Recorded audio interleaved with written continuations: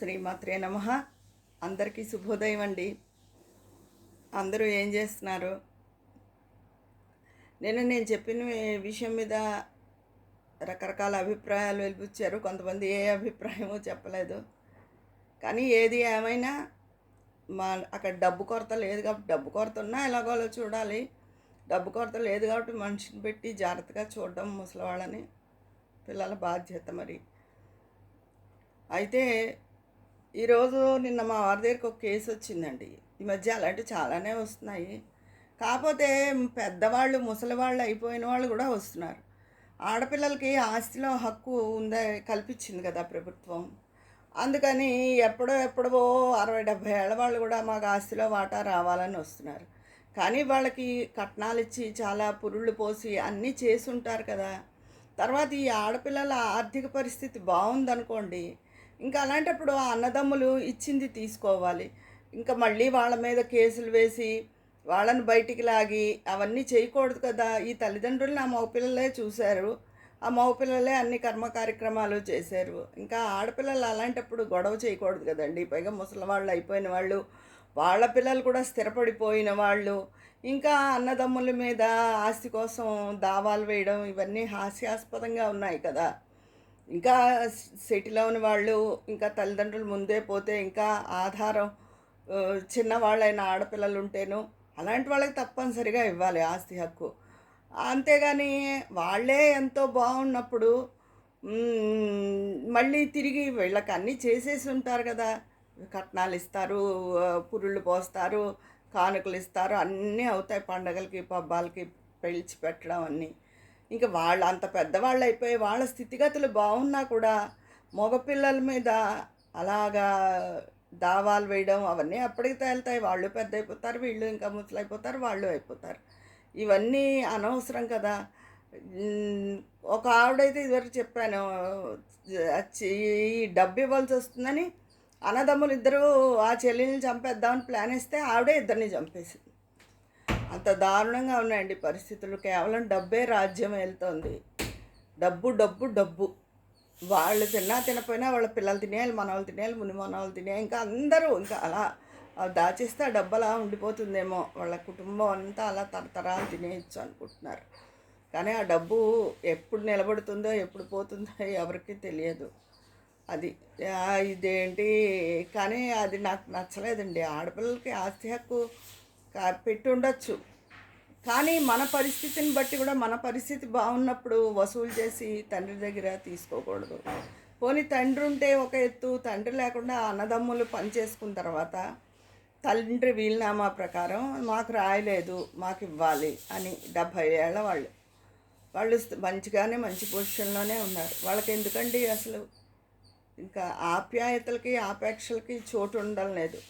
డబ్బే నిజంగా డబ్బు అవసరమైన వాళ్ళు నోరు మూసుకుని ఏదో కాలక్షేపం చేస్తున్నారు. డబ్బు ఉన్న వాళ్ళకే డబ్బు పిచ్చి ఎక్కువగా ఉంటుంది. అందుకని ఏంటిది అందరికీ ఇంత డబ్బు పిచ్చి పట్టేసింది ఏంటి అనిపించింది.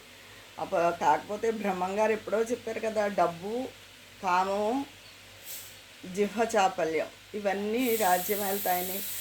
కలిపురుషుడు చెప్పింది కూడా అదేట. ఎక్కువ జిహ్వ అంటే తినేయాలన్న ఇది, కామం, ఆ రెండిటి మీద ఎక్కువ నా ప్రభావం ఉంటుంది అని కలిపురుషుడు చెప్పాడట. అవుననుకోండి, అలా కలియుగం అలా అని సరిపెట్టుకోరుగా, అలా అని అనుకుంటారు. అవతల వాళ్ళు గొడవ పెడుతున్నారు, మగ పిల్లలు. వీళ్ళు వాళ్ళు పెద్దవాళ్ళే, ఈవిడే పెద్దదే, ఎందుకు వచ్చింది, పోనీ మీకు ఏమైనా అవసరమమ్మా అని నేను అడిగారని. నాకేం లేదండి, కానీ నాకు రావాలి కదండి అంటుంది ఆవిడ. ఏం అవసరం లేదు అని. ఏంటి అసలు మోరల్ వాల్యూస్ అన్న ఉండట్లేదండి. రక్త సంబంధానికి విలువ ఉండడం లేదు. డబ్బు డబ్బు డబ్బు డబ్బు అని ఇదైపోతున్నారు జనాలు. ఏంటో అది ఇంత ఇది మంచిది కాదు.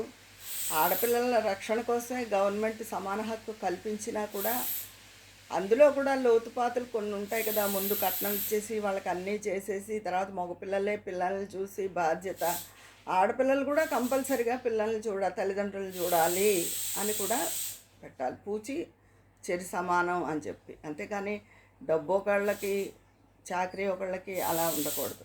మనం ఇంకేం చేయలేం, మనం ముసలివాళ్ళు అయిపోయాం, వాళ్ళే ఇవ్వబడ్డారు ఎందుకని అనుకోకుండా ఈ వయసులో కూడా వచ్చి ఆ డబ్బు కోసం తాపత్రయపడ్డం అలా చాలామందిని చూశాను ఈ మధ్యకాలంలో.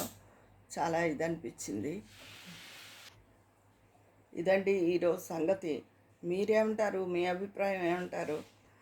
ఆడపిల్లలు తప్పకుండా అడగచ్చు. వాళ్ళు ఏదైనా ఏ వీడియో అయ్యుండి వాళ్ళకి గడవని పరిస్థితిలో ఉన్న, లేదా ఇంకా వాళ్ళ ఆసక్తులై ఇంకా వాళ్ళకి పెళ్ళిళ్ళు అవి అవ్వపోయినా వాళ్ళకి తప్పనిసరిగా ఇవ్వాలి. అంతేగాని ముసలివాళ్ళు అయిపోయి పెద్దవాళ్ళు అయిపోయిన వాళ్ళు కూడా చట్టం ఏదో కల్పించింది హక్కు అని చెప్పి ఈ అన్నదమ్ముల మీద దావా వేసుకుంటూ ఇవన్నీ కరెక్ట్ కాదు కదా. మరి నా అభిప్రాయం అది. మీ అభిప్రాయం ఏంటో కామెంట్ బాక్స్లో తెలియచేయండి, అక్కడ మాట్లాడుకుందాం. ఇవాళ ఏం చేస్తున్నారు? మీ వంటలు విశేషాలు ఏంటి? టిఫిన్స్ అన్నీ అయిపోయారా? వంటలోకి వెళ్ళి ఉంటారు. నేను కూడా వంట చేస్తున్నానండి.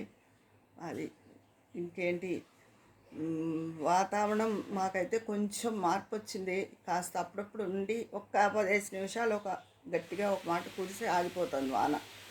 అందుకని అంత పిచ్చి ఎండ తగ్గింది. ఏదో తుఫాన్ వల్ల అంటున్నారు, మరి చూడాలి.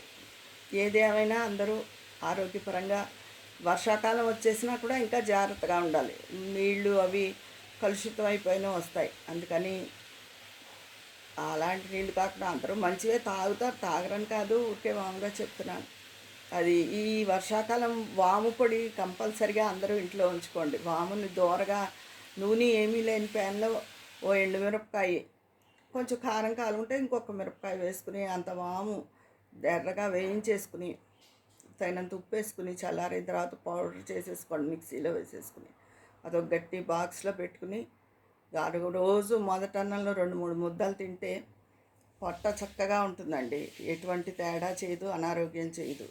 వాము చాలా మంచిది. అందుకని చిన్నపిల్లలకి కంపల్సరిగా పెట్టండి. వాళ్ళు అవి ఇవి తింటారు తెలియక. మామూలుగా బిస్కెట్లు అవైనా మైదా అలాంటివే కదా బిస్కెట్లు, అవి కడుపు నొప్పి రాకుండా ఉంటుంది. రోజు 2 ముద్దల్లో కొంచెం నెయ్యి వేసి పెడితే. ఇదండి సంగతి. కామెంట్ బాక్స్లో మాట్లాడుకుందామా మరి. ఉంటాను. మీ స్నేహితురాలు విజయ పన్నాల.